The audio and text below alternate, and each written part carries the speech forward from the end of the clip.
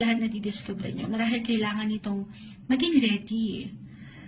Okay, I mean, kailangan munang maghilom from the past pagdating sa kanyang koneksyon. Or sa iyo mismo, again, reversal. Okay, may ilang laban na hindi ganun kadalian. Marahil ito ay ngayon palang pinagdadaanan na ng ilan.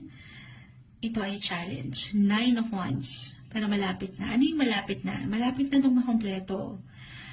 Ito ay something na pinaproseso, pinagdadaanan, yes, at mapangahawakan.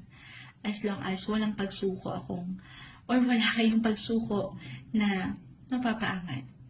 May completion po. May healing. Kung pahihintulutan, syempre pagtutulungan ang sarili na maghilom. Sabi ko nga, focus on your health. Para sa mas, alam mo yan, improvement. Or mag-improve, dumaan kayo sa recovery together, or